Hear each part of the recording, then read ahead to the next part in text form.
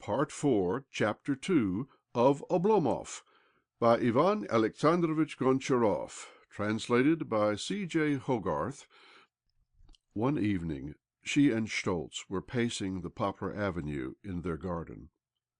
She was suffering from her usual inexplicable lack of energy, and finding herself able to return but the briefest of answers to what he said. " By the way," he remarked, " the nurse tells me that Olenka is troubled with a night cough. Ought we not to send for the doctor to-morrow? "" No, I have given her some hot medicine, and I am going to keep her indoors for the present," answered Olga dully. In silence they walked to the end of the avenue. " Why have you sent no reply to that letter from your friend Sonichka? " he inquired. " This is the third letter that you have left unanswered." " I would rather forget her altogether," was Olga's brief rejoinder. " Then you are not well? " he continued after a pause. " Oh, yes. Nothing is the matter with me. Why should you think otherwise? "" Then you are ennuyee? " She clasped her hands upon his shoulder. " No," she said, in a tone of assumed cheerfulness, yet a tone in which the note of ennui was only too plainly apparent. He led her clear of the shade of the trees, and turned her face to the moonlight. " Look at me," he commanded. He gazed intently into her eyes. " One would say that you were unhappy," he commented. " Your eyes have a strange expression in them which I have noticed more than once before. What is the matter with you, Olga? " She took him by the sleeve and drew him back into the shade. " Are you aware," she said with forced gaiety, " that I am hungry for supper? "" No, no," he protested. " Do not make a jest of this. Unhappy, indeed? " she said reproachfully, halting in front of him. " Yes, I am unhappy, but only from excess of happiness." So tender was her tone, and so caressing the note in her voice, that he bent down and kissed her. With that she grew bolder. The jesting supposition that she could be unhappy inspired her to greater frankness. " No, I am not ennuyee," she went on, " nor should I ever be so. You know that well, yet you refuse to believe my words. Nor am I ill. It is merely that sometimes a feeling of depression comes over me. You are a difficult man to conceal things from. Sometimes I feel depressed, though I could not say why." She laid her head upon his shoulder. " Nevertheless, what is the reason of it? " he asked her gently, as he bent over her.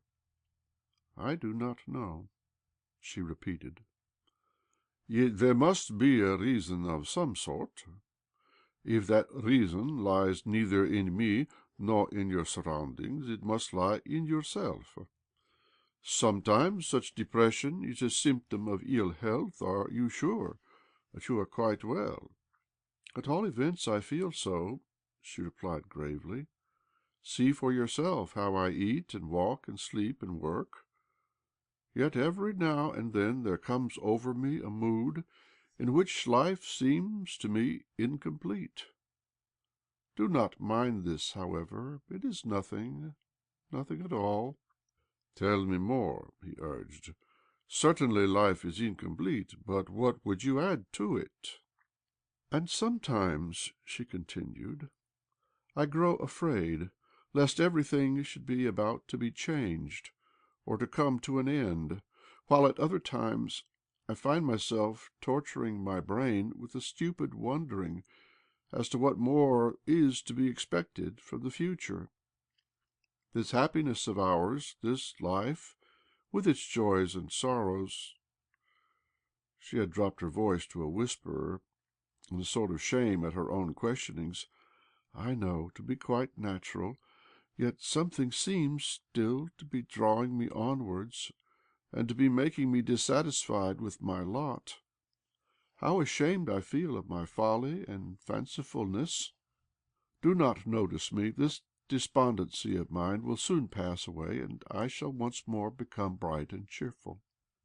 She pressed herself closer with a timid caress, as though she were asking pardon for what she termed her folly. He questioned her as to her symptoms, as a physician might have done, and in return she described to him her dull self-interrogations, her confusion of soul. Meanwhile Schtoltz paced the avenue with his head on his breast, and his mind filled with doubt and anxiety at the fact that he so little understood his wife. At length she, in her turn, drew him into the light of the moon, and gazed inquiringly into his eyes. "What are you thinking of?" she asked bashfully. "Are you smiling at my foolishness?" "Yes, it is very foolish, this despondency of mine. Do you not think it so?" He made no reply. "Why do you not speak?" she urged impatiently. "You have long been keeping silence," he replied, "although always you have known how solicitous I am on your account.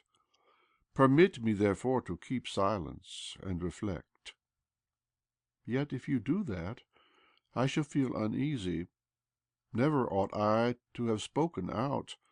Pray say something." "What am I to say?" he asked meditatively. "It may be that a nervous breakdown is hanging over you. Should that be so, the doctor, not I, will have to decide how best you can be treated. I will send for him to-morrow. In any case, if the mischief is not that, then—" "Then what?" she queried, shaking his arm. "It is over-imagination on your part. You are too full of life, and have hitherto been maturing." He was speaking rather to himself than to her. "Pray utter your thoughts aloud, Andrei," she said beseechingly.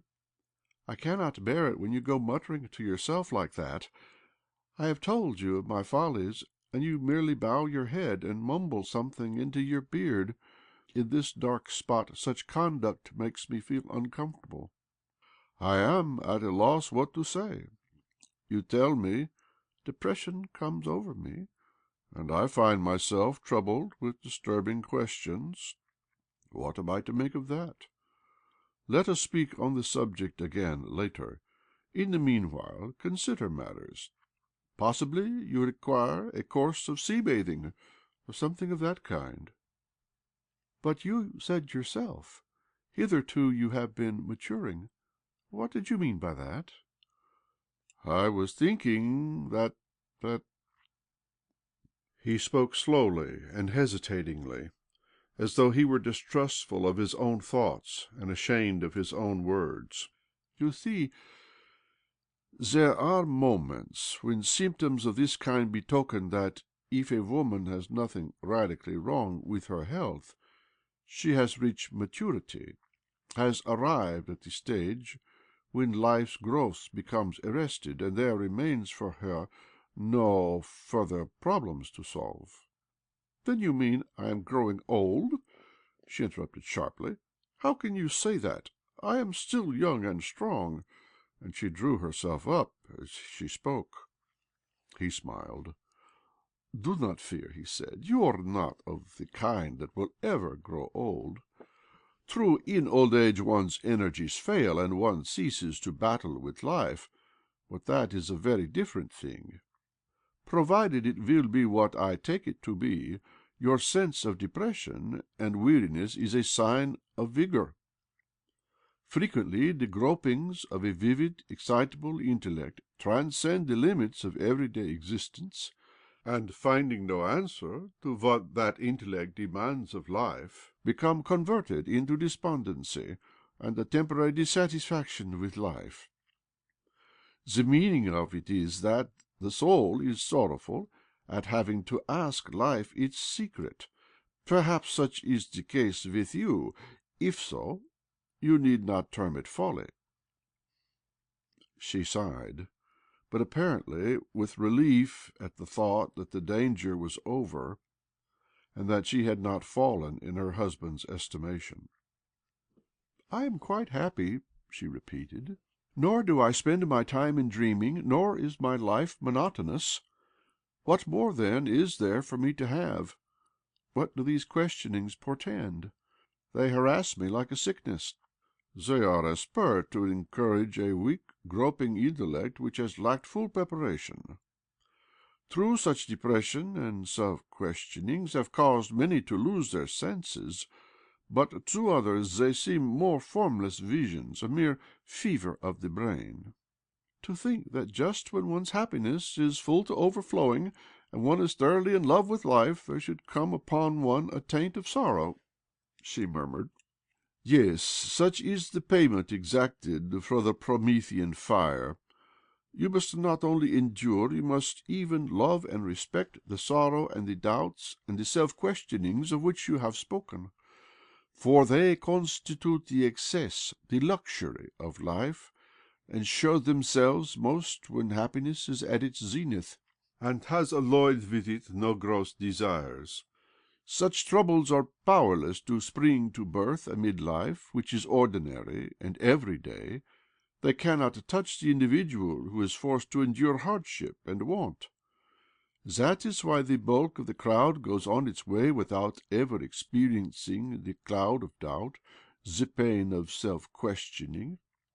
To him or to her, however, who voluntarily goes to meet these difficulties, they become welcome guests, not a scourge. But one can never get even with them. To almost everyone they bring sorrow and indifference." " Yes, but that does not last. Later they serve to shed light upon life, for they lead one to the edge of the abyss whence there is no return, then gently force one to turn once more and look upon life. Thus they seem to challenge one's tried faculties in order that the latter may be prevented from sinking wholly into inertia." "And to think, also, that one should be disturbed by phantoms at all," she lamented.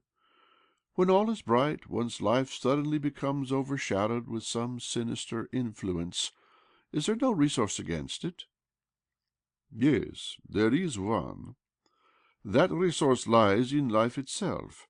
Without such phantoms and such questionings, life would soon become a wearisome business." " Then what ought I to do? To submit to them and to wear out my heart?" " No," he replied. " Rather arm yourself with resolution, and patiently but firmly pursue your way." With that he embraced her tenderly. " You and I are not Titans.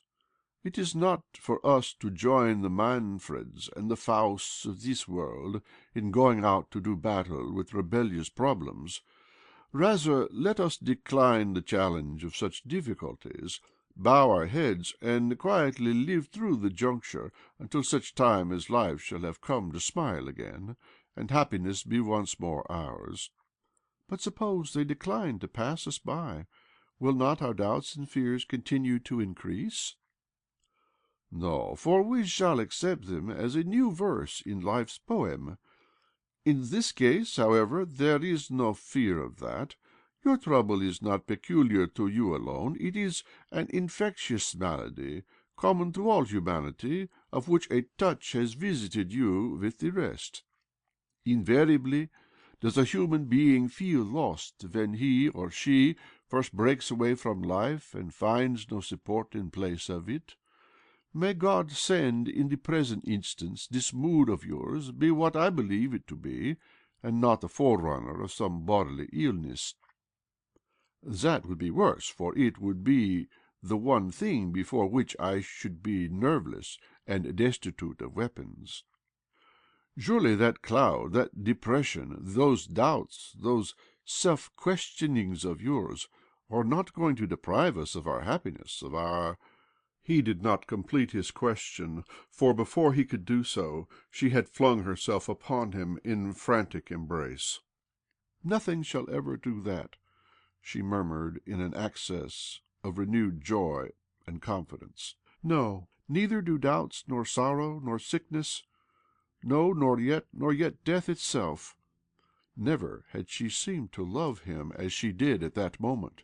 " Take care that fate does not overhear what you have whispered," he interposed, with a superstitious caution born of tender forethought for her.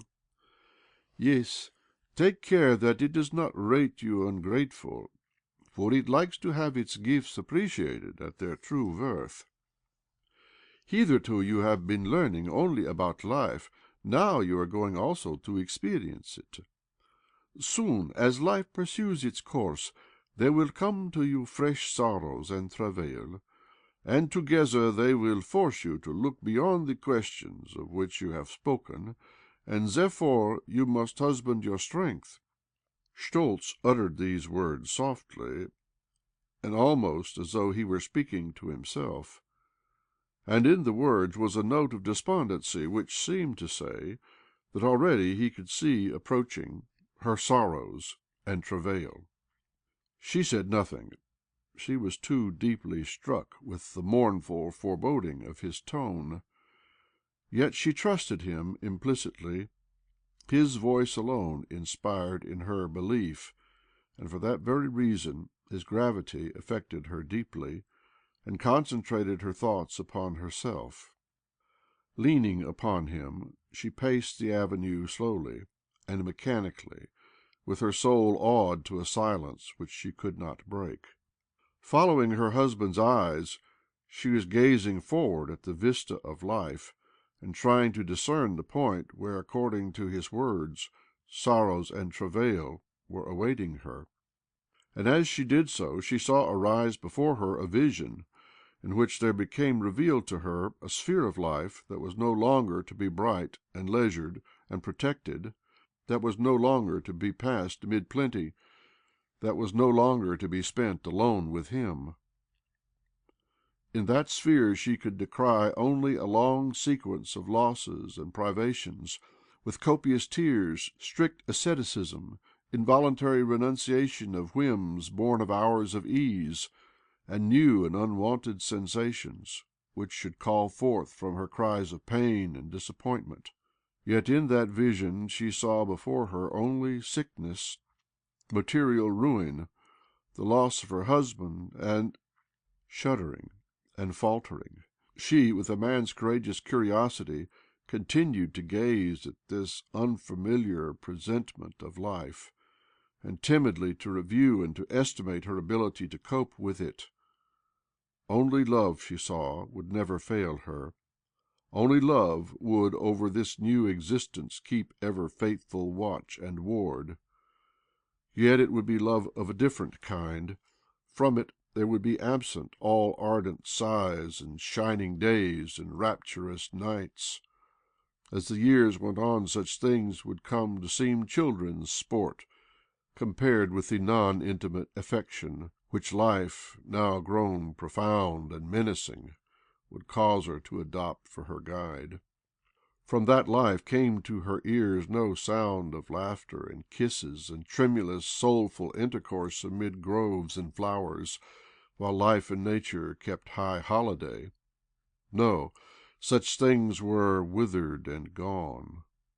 The love beheld in that vision was a love which, unfading and indestructible, expressed itself on the features of husband and wife only during seasons of mutual sorrow, and shone forth only in slow, silent glances of mutual sympathy, and voiced itself only in a constant, joint endurance of the trials of life, as he and she restrained the tears and choked back the sobs which those trials called forth.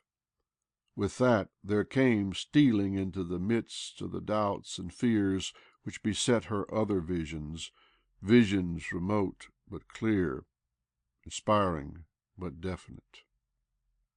Her husband's calm, assured reasoning, added to her own implicit confidence in him, helped Olga to succeed in shaking off both her enigmatical, singular misgivings and her visionary, menacing dreams concerning the future.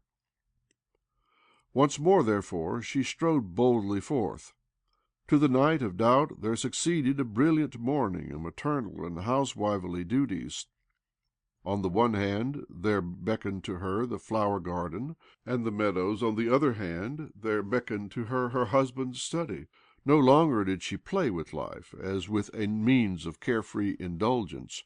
Rather, life had become a season of mysterious, systematic waiting, and of getting ready. Yet once, when Schtoltz happened to mention Oblomov's name, she let fall her sewing and sank into a reverie. "What of him?" later she asked. "Could we not find out how he is through some of his friends?" "Even so, we should find out no more than we know already. Independently of his friends, I happen to be aware that he is alive and well, and living in the same rooms as formerly. But how he is spending his days, and whether he is morally dead, or still there is flickering in him a last spark of vitality, it is impossible for an outsider to ascertain." "Do not speak like that, Andrei," said Olga.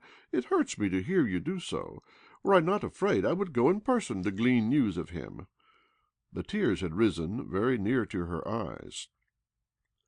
"Next spring we ourselves shall be in Petrograd," the husband remarked.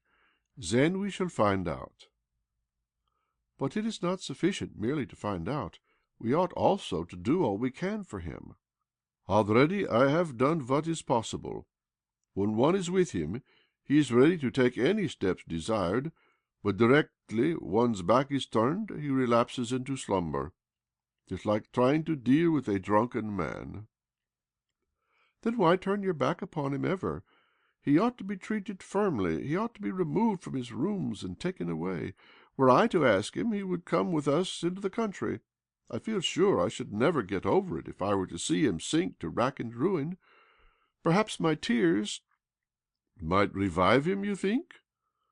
"No, but at least compel him to look around him, and to exchange his life for something better. With us he would be out of the mire, and living among his equals." "Surely you do not love him as you used to do?" Schtoltz asked, half jestingly. "No, I do not," she replied, and as she did so her grave eyes seemed to be glancing into the past. "Yet in him there is something for which I have an abiding affection, and to which I shall ever remain true." "Shall I tell you what that something is?" She nodded an assent. "'Tis an honourable, trustworthy heart. That heart is a nugget given him of nature, and he has carried it unsullied throughout all his life. Under life's stress he fell, lost his enthusiasm, and ended by going to sleep, a broken, disenchanted man who had lost his power to live, but not his purity and his intrinsic worth.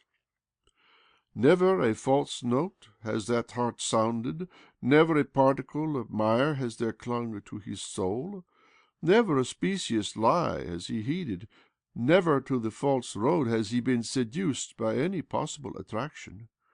Even were a whole ocean of evil and rascality to come seething about him, and even were the whole world to become infected with poison and be turned upside down, Oblomov would yet refuse to bow to the false image, and his soul would remain as clean, as radiant, and as without spot as ever. Of men alike, him but few exist, so that they shine amid the mob like pearls. No price could be high enough to purchase his heart. Everywhere and always that heart would remain true to its trust.